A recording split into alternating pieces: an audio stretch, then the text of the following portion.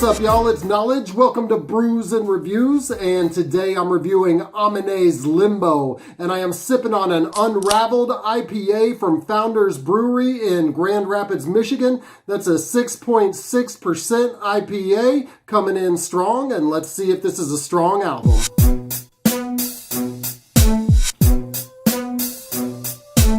Limbo is the second or third album, depending on how you look at it, from the 2017 XXL Freshman Class cover alum, Aminé. He's a rapper, he's an R&B singer, all meshed into one, and this one seemed like it's a long-awaited follow-up, even though it's just been 2 years since his 2018 mixtape, 1.5, and only 3 years since his debut album, Good For You, but it seems like this one has been on the books for quite some time. The album starts with an intro from actor Jack Knight, as he's saying that this is something that you would pick your homie up from jail with. It's part of many interesting little tidbits that Jack Knight has throughout the album, and I really like what he adds to it. It holds the album together. And that leads right into the first track, Burden, which is a very simple beat with a somewhat too high-pitched vocal sample over it. We also recently heard this sample on West Side Gun's WrestleMania 20, so it does remind you a bit of that song. Verse 1 is somewhat simple and straightforward, though in verse 2, Aminé does get into a more reflective mode as he ponders the line between childhood and adulthood, and this theme seems to lend itself to the title of the album, that limbo between child and adulthood. And he also states that he's 25, which I imagine many people feel at the age of around 25 or somewhere in their mid-20s. Woodlawn is the next track, produced by Young Lan, and it's another really simple beat, but there's a nice flute loop that serves as the main melody throughout. Woodlawn Park being a well-known park in Portland, Oregon, the area where Aminé grew up, and he is now talking about how much he has grown and how much he has grown financially in particular, bragging about some of the material things that he has. He does display some decent cadences on this track, but there's no real substance in the lyrics. Although that being said, I understand it is commonplace and completely understandable for a young MC to talk about how far they've gone from where they grew up. Kobe is just an interlude, but a very welcome interlude with more commentary from Jack Knight. In this, he's talking about how he felt a piece of his childhood die whenever Kobe died, and that's completely understandable. A lot of people felt the same way in hearing the news about Kobe Bryant's death, but I think this plays even more into the theme of the album and that loss of childhood, or that place in between childhood and adulthood. And as this is so poignant, and we know that Aminé is a Kobe fan, it's really interesting that he didn't do his own interludes here, because they do add so much to the theme that presumably he was the one that came up with this theme of limbo. Roots is the next track, and in just looking at the track list, this is one that I was really excited for because it does feature Jid, and we know that Jid is a great MC, so is welcome to see him here on this track. Aminé begins talking about his heritage or roots, as his parents are immigrants from Ethiopia, and I think that's an interesting topic. He probably could have elaborated on that a little bit more, but he goes into some much more surface type experiences that he had growing up. He does have some poignant lines at the end of his verse where he says, "I'm not a succulent or sucker, baby girl. These roots made me. I bring my flowers to the world." In other words, his background made him who he is. His roots, where he grew up, have now become flowers and let him sprout into the world with success. The appearance of Jid in his verse does make us realize what Aminé is lacking as an MC. So yeah, he washed him on his own track. Jid comes in displaying a lot of different cadences, and he does several different cadences exemplified perfectly in these 4 bars where he says, "This my third time around the worldwide wins. Give me the Versace, Benz, put work in. Made my words work with pens, scribble and sends, I drop gems. I don't got tick-tock time for them, seeds or stems." That even sounds good when I say it somehow, but it sounds even better when Jid says it, so go check that part out. This is a great guest appearance. Changing the pace a bit is the upbeat and very catchy Can't Decide, produced by frequent J. Cole collaborator T-Minus, the first of 2 tracks in a row produced by T-Minus that are clearly going for radio play. Aminé displays his singing chops on this verse, and dude can sing. This isn't really my style, but he's got it, and I can understand why some people might like this and find it very catchy and get their body moving. And almost that same analysis goes for the next track, Compensating, featuring Young Thug, and this one was released as a single, the weakest single release in my personal opinion. We're going for a very catchy sound with, again, Aminé singing on the chorus, and there's some rather simple bars from both he and Young Thug. I'm not really feeling this one either, but I understand some of those that are more pop inclined out there will probably dig this track. The next track, Shimmy, completely makes up for the last one. This is a highlight of the album, and I've been listening to this for a couple months because it was released as a single long before this album dropped, and it still doesn't get old and actually still stands out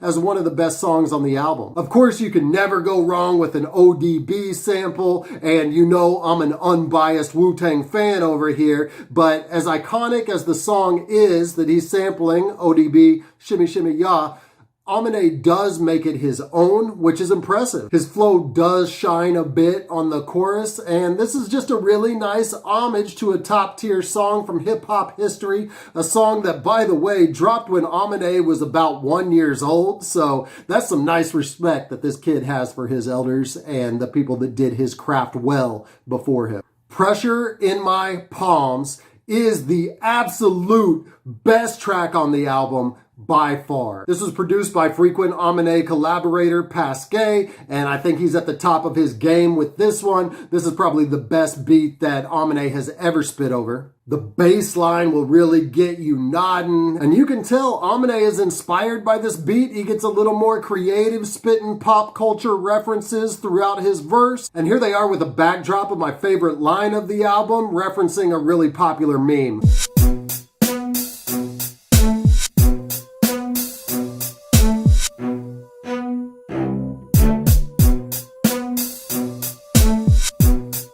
Slowthai is the first feature, and he only gets 4 bars, but somehow that's enough as he leads into the 8-bar Vince Staples verse. I wish they would have stretched these guys out a little bit more. Put those together, it's not even 16 bars, but it still works, and it's a particularly nice verse from Vince Staples. Then there's a beautiful bridge and a nice beat change up for Aminé to come in with the 4th verse, and I like how he chilled it out, changed the style to match the beat, and to spit some reflective ponderings at the end of this song. This whole beat and song structure really reminds me of a Brockhampton song when they're at their best. So it was nice to hear it here. Riri is another single and more R&B from Aminé. As it goes, this one is a little bit better than the other songs in this style previously, but this is another single, so it is trying to get the pop appeal. The booming bass line does add to Aminé's high crooning over it to make a listenable track. Easy, featuring Summer Walker, comes in with a chill, laid-back beat, and I do like this one. This sets a positive vibe, and the two work very well together. Their voices mesh into an easy duet, and they trade back and forth lines in one of the verses. Mama is the next track, and this is a subject that we've heard many times in hip-hop. It's been a common theme. I haven't heard one in a couple years, so it's nice for Aminé to bring this content back. I actually did a video counting down the top 10 mama songs in hip-hop history, so look out for that. And Aminé actually references one of those songs that was on my list in this. Of course, if you're doing a mama song in this day and age, you probably do have to reference Dear Mama by Tupac. And he does that when he says, "You my idol and the one that I need. Best cook, best looks, you support all my dreams. Look, I'm thankful to be your son, it's my honor. Tonight I want to quote Tupac, Dear Mama." So while this isn't going on the top mama songs of all time, he does kick some of his better lyrics here, showing some respect for the woman that raised him, and also some respect for the classics that came before him. Becky, this is an interesting subject for him to broach. It's about him being in a relationship with a white woman, and everyone from his own parents to her friends and family having a problem with their relationship. The song also has an interesting structure where he's singing the verses and rapping the chorus. Although he's not the first to do something like this, it's much more commonplace to hear it the other way around with rapped verses and singing choruses. So this is a nice flip on song structure, especially at this point in the album. Fetus. Aminé is perhaps at his most lyrically astute on this particular track, talking about what kind of person would he be to bring a child into this dark world. And you can hear that astuteness on the lines, "I'm protected because this world has got an evil will. They giving guns with every motherfucking Happy Meal. A shooter every month and they pretend it's daffodils. My son will probably see that fire before a fire drill." The trio Injury Reserve is also on the track, and their in-house producer provides an off-kilter beat that really stands out for its eccentricity, especially on this mostly straightforward album. Stepa J Groggs from Injury Reserve died earlier this year. This is his first posthumous appearance as far as I know, and it's all the more emotional because he's talking about his children on this track. He says, "Either time's flying or my mind is playing tricks. Can't believe my baby girl's already turning 6. Pray you nothing like your daddy, stay away from drugs. Hope I can be half the father that my mama was." First of all, that's a really good line. Hope I can be half the father that my mama was, but all the more emotional knowing that this person will never be able to be that for his daughter. My Reality is the next track, and you can hear the Kanye influence just oozing out of this, from the beat to the way that he says taxes. I like the line where he says, "Yeah, so as I skirt in my brand new range, the grapefruit fills a void I can't explain." And that harkens back to the previous outro where Jack Knight is talking about how eating a grapefruit is a better experience than owning a Ferrari. And that puts it all in perspective. And I think this is a nice touch to include on the last track of the album, because it shows that maybe he's coming out of that limbo because he's having more adult thought and displaying more maturity as he crosses that line from limbo into complete adulthood. Overall, this is not my vibe completely. There's a little too much pop crossover, or attempts at that at least. And I think that he has the ability to cross over. Dude has a great voice, and he has a talent for making catchy songs. So if that were what I'm rating him on, this would be a 12-pack out of a 12-pack. Unfortunately, I'm a hip-hop head, so I'm grading him on how good of a hip-hop album this is. But instead, I wish this were an album full of songs like Fetus and Shimmy and Pressure in My Palms. Because those songs themselves are great hip-hop songs, then it does bring up the score of this a little bit, but they're not enough to overcome what seems like a lot of filler to me. So I'm going to go ahead and give this a 6 out of a 12-pack. Although that being said, I will still be listening to those 3 tracks for a long time and respecting them for the aesthetic that he put in. Thank you for watching my review of Aminé's Limbo. If you liked this, go ahead and hit like now and hit me up in the comments section. If you didn't like it, also comment and let me know why. You can subscribe to my channel. That link's popping up to my left, and to my right are some other recent videos that I've done, so check those out. I drop hip-hop and hops related content consistently, so I look forward to seeing you next time, and until then, keep buzzing.